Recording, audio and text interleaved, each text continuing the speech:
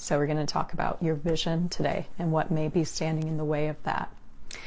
So first of all, I want to invite you to walk away from anything that is unaligned in your life or in your business. I invite you to take a breath, tune into your body. If there's any person or relationship, something in your business that is not aligned with you, walk away. It's that simple. But often it feels difficult because there's more of the energetic body that needs some TLC, some tender loving care. So we're going to talk about that today. So, in order to walk away empowered from things that are not in alignment with you and your business, you need to know your long-term vision. It's as simple as that. Your long-term vision is truly more important than people-pleasing, than saving the world, than doing something that doesn't align with you on a soul level. So we're going to go deep today. Hey, Christine. So why is aligning with your long-term vision just the best thing to do? Well, it clarifies your values.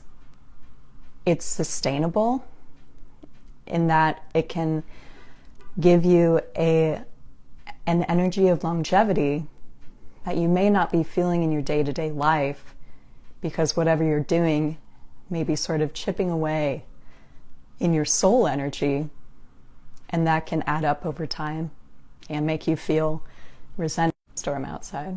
Okay, I think we're back. And aligning with your long-term vision is so intimate to who you are.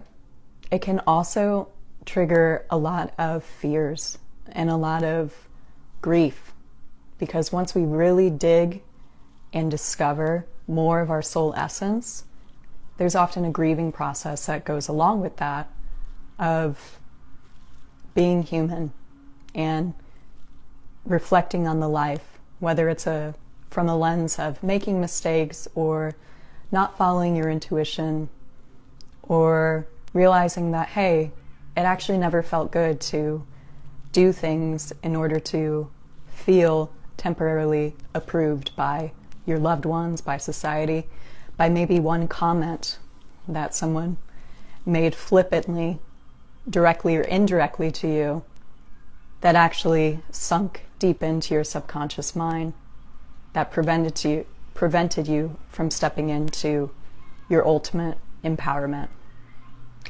So often when we're not aligned with our long-term vision, it's a lot of deep soul uncovering.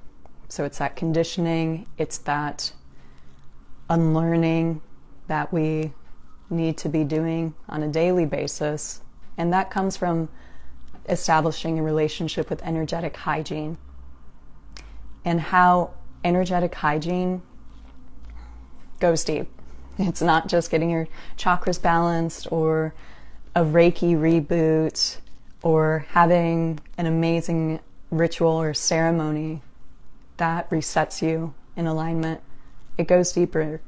It goes to that unconscious mind and to the territory of the mind that is quite mysterious and ultimately unpredictable.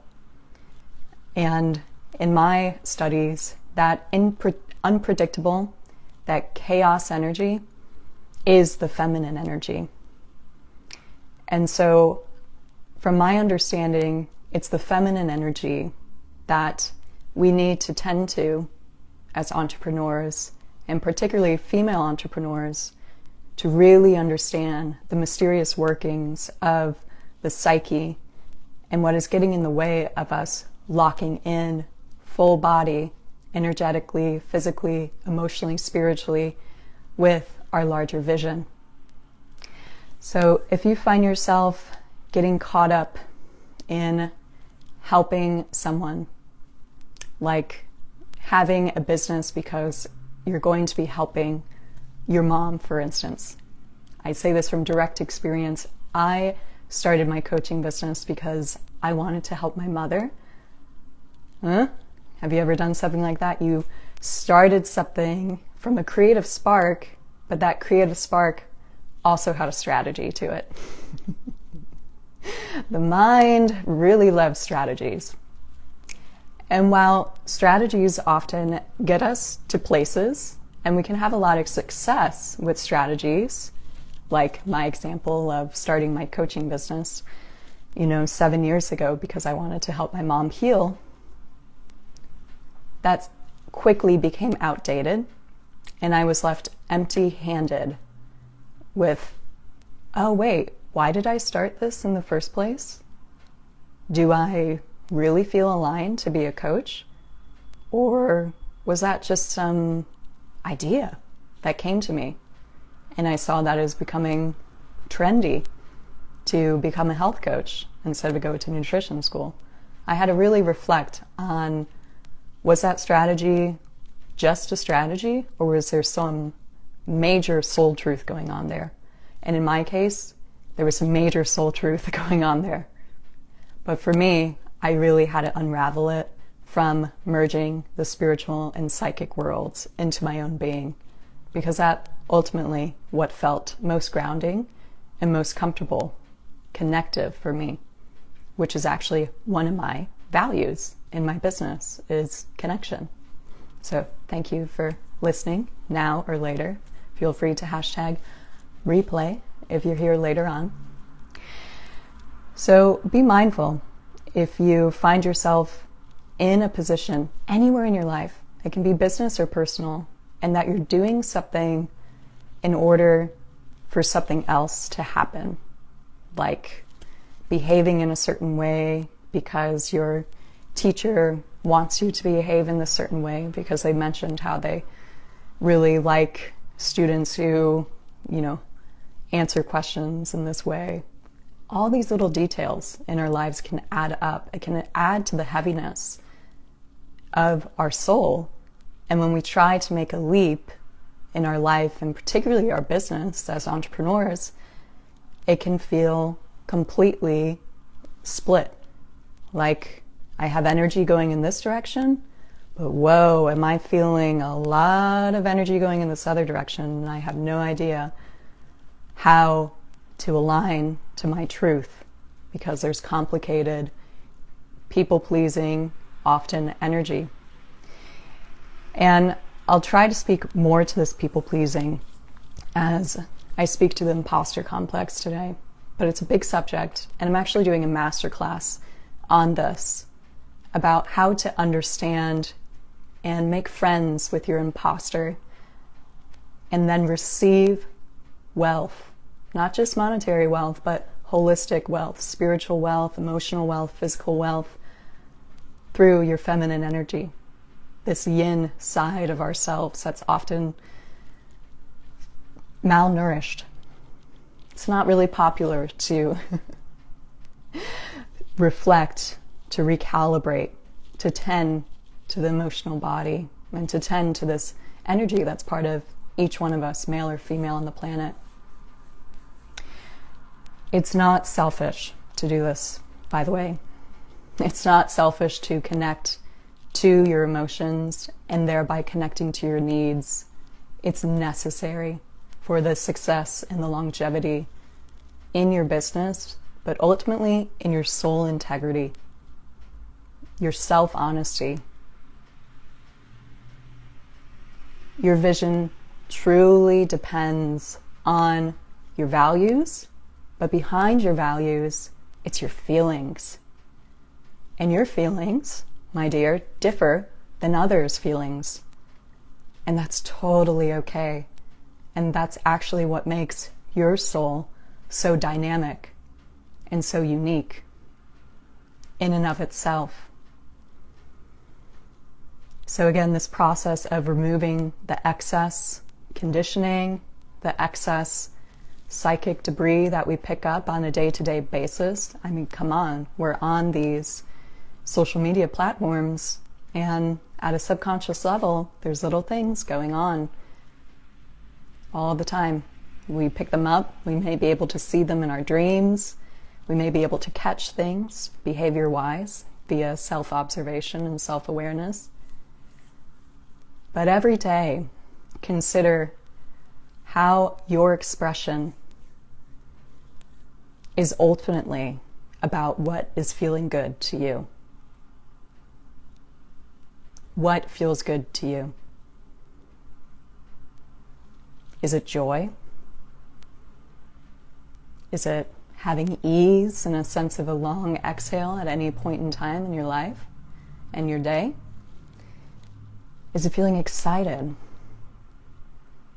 Is it feeling inspired? Perhaps just grounded. It's totally cool to want to feel grounded. Whatever these feelings, and even qualities of feelings, because some may say that a feeling of groundedness isn't necessarily a feeling, it's more of a quality. But still it invokes your sensory body, whether it's a yes or a no.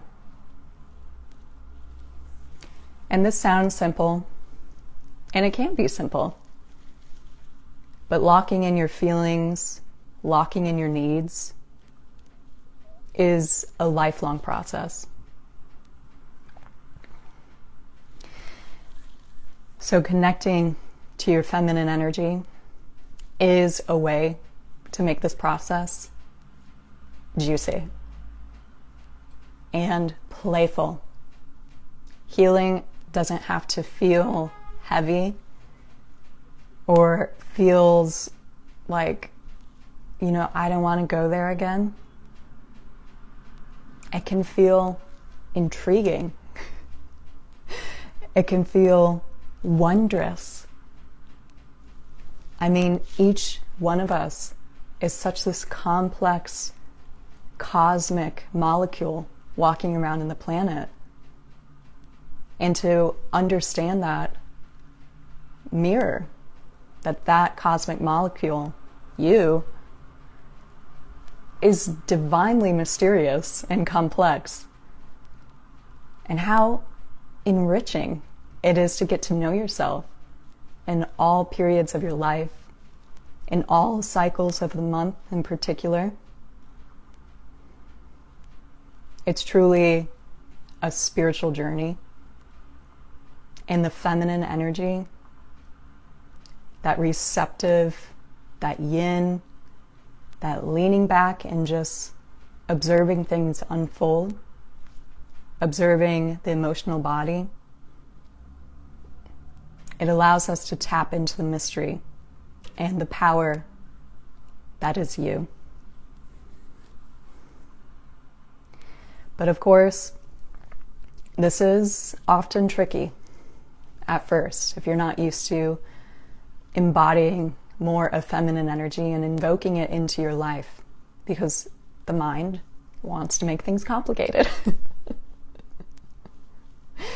And astrology makes things complicated sometimes. Psychology, depth psychology, cognitive behavioral therapy, sometimes it can just get too heavy. And the feminine energy is a lightness of quality. It may feel heavy at first, but stay with it. It's once you stimulate the darkness, that is the feminine, you'll be on your way to merging a playful, enjoyable journey in your life, in everything that you do.